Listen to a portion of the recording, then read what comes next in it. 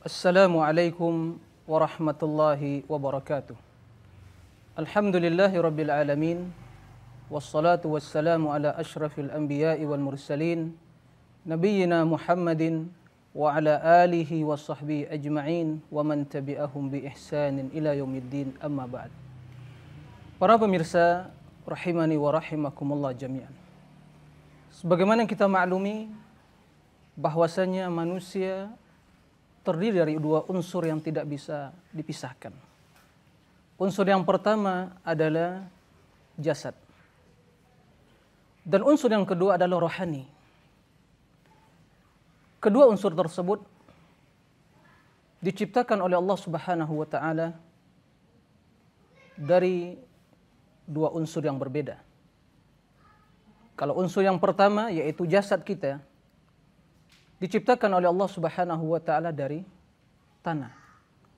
Kemudian dari setetes mani. Kemudian manusia berkembang, lahir dan berkembang dewasa, kemudian menjalani kehidupan dunia ini, kemudian meninggal, dan di antara mereka ada yang dikembalikan kepada umur pikun. Sebagaimana kata Allah Subhanahu wa taala dalam surah Al-Hajj, "Ya ayuhan nas, in kuntum fi raibin minal ba'tsi fa inna khalaqnakum min turab." Wahai manusia, jika kalian meragukan tentang hari berbangkit, sesungguhnya kami telah menciptakan kalian dari tanah. Tsumma min nutfah, kemudian dari setetes mani. Tsumma min alaqah, tsumma min mudghah, itu dari segumpal darah. Tsumma min alaqah, dari segumpal daging. Mukhallaqatin wa ghairi mukhallaqah, daging yang sempurna ciptaannya dan yang tidak sempurna. Linubayyina lakum, agar kami menjelaskan kepada kalian. Wa nuqiru fil arhami ma nasha'u ila ajalin musamma, dan kami tetapkan di dalam rahim tersebut janin kepada waktu yang telah ditentukan. Tsumma nukhrijukum tifla, kemudian kami lahirkan, kami keluarkan kalian dari rahim dan lahir ke dunia, kemudian mereka berkembang biak. Sehingga setelah itu Allah kembalikan kepada suatu kondisi di mana mereka ada yang diwafatkan dan ada yang disampaikan kepada umur pikun. Unsur yang pertama ini, ikhwatal iman, para pemirsa, tentunya membutuhkan kebutuhan yang harus terpenuhi. Sebagaimana kita maklumi, kebutuhan fisik kita ialah pertama membutuhkan makanan dan minuman, kemudian membutuhkan perawatan, kesehatan, menjaga kebersihan.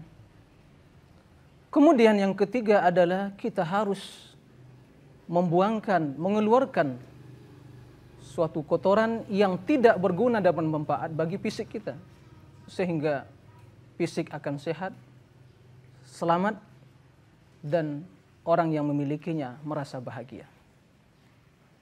Akan tapi kalau kita beralih pada unsur yang kedua, yaitu rohani kita. Rohani kita, yaitu roh, jiwa, yang juga diciptakan oleh Allah Subhanahu wa ta'ala. Sebagaimana kata Allah Subhanahu wa ta'ala, "Fa idza sawaituhu wa nafakhtu fihi min ruhi faqa'u lahu sajidin." Apabila aku telah menyempurnakan ciptaan Adam alaihissalam, kemudian aku tiupkan ruhku, yaitu ruh yang diciptakan oleh Allah Subhanahu wa taala kepada Nabi Adam sehingga menjadi seorang manusia yang sempurna, maka diperintahkan malaikat sujud pada Nabi Adam. Lalu mereka sujud kecuali iblis, dia enggan dan sombong. Lalu yang menjadi pertanyaan para pemirsa yang dimuliakan oleh Allah Subhanahu wa taala, apa yang merupakan kebutuhan rohani dan psikis atau kejiwaan ini? Kalau kebutuhan yang pertama kita sangat memperhatikan, sehingga bila sedikit terjadi dalam fisik kita, atau kita merasakan sakit, atau tidak enak badan, atau pusing, atau sakit perut, atau sakit mata, dan yang lain-lainnya, kita segera datang kepada para dokter spesialis yang mengobati penyakit kita. Atau kita membeli obat resep yang bagus yang bisa menyembuhkan penyakit tersebut dengan izin Allah Subhanahu wa taala. Begitu besar perhatian kita. Bahkan kita tidak akan mungkin datang kepada orang-orang yang mengatakan dia pintar untuk mengobati penyakit tersebut. Karena kita tidak mau fisik kita menjadi kelinci percobaan. Praktik mereka untuk melakukan riset tentang kesehatan. Tapi bagaimana perhatian kita tentang jiwa dan rohani kita? Yang dimana apabila jiwa ini sakit, maka juga fisik pada dasarnya akan merasa sakit. Perhatian manusia luar biasa kepada fisiknya. Tapi kalau kita melihat perhatian mereka kepada jiwa dan rohaninya, manusia sungguh sangat lalai. Bahkan sama sekali tidak memperhatikan psikis dan jiwa. Padahal kemuliaan, padahal kebahagiaan, padahal kesuksesan, kemuliaan di sisi Allah, kebahagiaan di yaumil akhirah, dan keselamatan pada hari kiamat kelak tiada lain kecuali dengan menjaga kesehatan rohani, kesehatan jiwa dan psikis kita. Lalu apa yang merupakan kebutuhan psikis dan jiwa kita? Yang harus lebih kita perhatikan dari kebutuhan fisik. Sekurangnya para pemirsa ada 3 permasalahan yang harus kita perhatikan. Permasalahan yang pertama adalah bahwa kita harus belajar dan mengamalkan ilmu yang kita pelajari. Ilmu yang bersumberkan wahyu yaitu Al-Quran dan Sunnah. Kemudian diamalkan dalam kehidupan kita sehari-hari. Ini merupakan kebutuhan jiwa kita. Merupakan kebutuhan psikis, kebutuhan rohani kita. Apabila jiwa, apabila rohani tidak memiliki ilmu, atau apabila seseorang tidak menuntut ilmu agama dan tidak mengamalkan ilmu tersebut dalam kehidupan sehari-hari, maka jiwanya akan merana, jiwanya akan sengsara. Dia tidak mengenal kebenaran, apalagi kebatilan. Bahkan bisa jadi dia itu mengatakan suatu kebatilan kebenaran, atau kebenaran itu suatu kebatilan. Kenapa? Karena tidak mempunyai ilmu. Yang kedua yang merupakan kebutuhan jiwa dan rohani kita adalah untuk kita senantiasa menjaga kesehatan rohani, kesehatan jiwa, kesehatan hati kita. Sebagaimana kita menjaga kesehatan dan keselamatan dan kebersihan fisik kita, begitu juga kita harus menjaga kesehatan jiwa, kesehatan hati. Bila hati terkontaminasi virus atau penyakit, kita bersegera mengobatinya.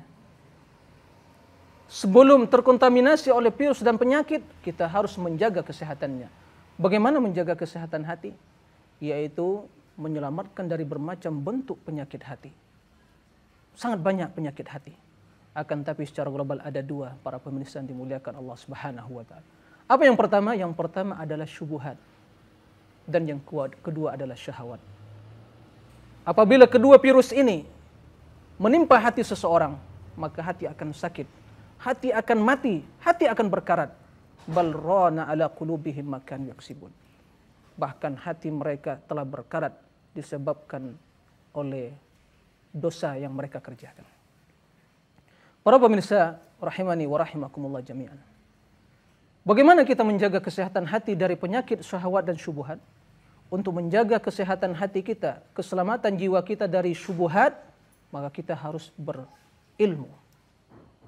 Karena ilmu akan membuahkan keyakinan, dan keyakinan akan menepis syubhat dan segala bentuk pemikiran yang batil dan sesat. Bagaimana kita menjaga hati dari syahwat? Yaitu dengan bersabar. Kita harus sabar. Sabar di dalam menghadapi godaan syaitan dan godaan hawa nafsu yang akan menjerumuskan kepada dosa dan syahwat. Sehingga dengan ilmu dan keyakinan dan kesabaran, seorang akan selamat dari syubhat dan syahwat. Yang ketiga, kebutuhan rohani kita yang harus diperhatikan adalah untuk kita senantiasa istighfar dan bertaubat kepada Allah Subhanahu wa taala. Karena dosa, noda-noda dosa pada dasarnya adalah kotoran yang telah mengotori jiwa dan rohani kita. Sebagaimana kotoran yang ada di dalam tubuh kita harus dikeluarkan karena tidak berguna, akan merusak kesehatan fisik. Begitu juga dosa, noda-noda dosa yang disebabkan oleh perbuatan maksiat dan hal-hal yang menyelisih agama Allah, baik itu meninggalkan perintah Allah atau mengerjakan larangan, kesemuanya itu termasuk ke dalam perbuatan dosa. Itu yang telah mengotori jiwa kita. Maka bagaimana kita membersihkannya? Pertama dengan bertaubat. Bertaubat, taubatan nasuh, meninggalkan perbuatan tersebut, berniat untuk senantiasa taat kepada Allah, kemudian menyesali perbuatan dosa tersebut. Jika bentuk perbuatan dosa itu adalah meninggal atau melaksanakan sesuatu yang berkaitan dengan saudara kita, dalam arti kata menzalimi dia, maka kembalikan kezaliman itu atau hak itu kepada pemiliknya. Yang kedua dengan beristighfar. Dengan banyak istighfar, yaitu meminta keampunan dari Allah Subhanahu wa taala. Sebab siapa yang tidak berdosa, siapa yang tidak melakukan kesalahan, kullu bani Adam khata' wa khairul khata'in at-tawwabun. Semua manusia bersalah, tapi sebaik-baik manusia yang bersalah yang bertobat kepada Allah Subhanahu wa taala. Oleh karena itu, Allah Subhanahu wa taala menyeru hambanya untuk senantiasa bertaubat. Ya ayyuhalladzina amanu tubu ilallahi taubatan nasuha. Asa rabbukum ayyukaffira ankum sayyi'atikum wa yudkhilakum jannat. Wahai orang-orang yang beriman, bertaubatlah kepada Allah taubatan nasuha. Semoga Allah mengampuni dosa-dosa dan kesalahan kalian dan memasukkan kalian ke dalam surga. Sehingga dalam hadis Rasulullah sallallahu alaihi wasallam menjelaskan, ya ayuhan nas, tubu ilallah. Tubu ilallah fa inni atubu ilaihi fil yaumi mi'ata marrah. Wahai manusia, bertaubatlah kepada Allah, kembali kepada Allah. Sesungguhnya aku kembali kepada Allah, bertaubat kepada Allah. Dalam satu hari, berapa kali Rasulullah bertaubat? 100 kali. Nah, kita berapa kali bertaubat kepada Allah dalam satu hari? Sedang kita setiap hari, di pagi hari, di sore hari, di malam hari, di siang hari, dalam setiap kesempatan dan keadaan melakukan dosa, tapi jarang kita bertaubat. Rasulullah sallallahu alaihi wasallam yang telah dijamin oleh Allah masuk surga, diselamatkan dari perbuatan dosa dan maksiat, dalam satu hari tidak kurang dari 100 kali bertaubat. Lalu bagaimana kita yang senantiasa melakukan dosa? Para pemirsa yang dimuliakan oleh Allah Subhanahu wa taala, maka sudah sepantasnya kita yang ingin selamat untuk memperhatikan kesehatan dan keselamatan jiwa kita, yang seharusnya ini lebih besar dari perhatian kita kepada keselamatan dan kesehatan fisik kita. Kenapa demikian? Karena faktor yang menentukan kebahagiaan seseorang adalah hatinya. Sehingga dalam hadis Rasulullah SAW menjelaskan, ala inna fil jasadi mudghah. Idza saluhat saluhal jasadu kullu wa idza fasadat fasadal jasadu kullu. Ala wahyal qalb. Sesungguhnya dalam fisik seseorang ada segumpal darah, yang apabila segumpal darah ini sehat, selamat, maka segala anggota tubuhnya akan ikut selamat.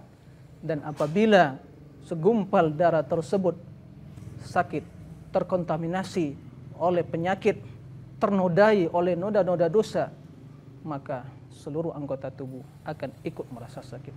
Apa itu segumpal darah? Yang dikatakan oleh Rasulullah SAW itu adalah qalb, yaitu hati. Yang seringkali kita mengatakan jiwa seseorang, hati seseorang, dan rohaninya. Oleh karena itu, orang-orang yang berpikir, orang-orang yang mulia, orang-orang yang bijaksana, orang-orang yang ingin selamat adalah orang-orang yang perhatiannya kepada kesehatan rohaninya lebih besar daripada kesehatan fisiknya. Karena fisik, kendati fisik sehat, fisik selamat, fisik bersih, akan tetapi kalau jiwa ternodai, psikisnya sakit, hatinya tidak bersih, maka kesehatan fisik keselamatan fisik tidaklah akan membawa pada keselamatan di dunia dan akhirat. Para pemirsa, mudah-mudahan ini sebagai tadzkir, peringatan bagi kita agar kita senantiasa memperhatikan kesehatan hati kita lebih besar dari perhatian kita kepada kesehatan fisik kita. Demikian, mudah-mudahan bermanfaat. Wassallallahu wasallam ala nabiyina Muhammadin wa ala alihi wa sahbihi wasallam. Wa akhiru da'wana anil hamdulillahi rabbil alamin.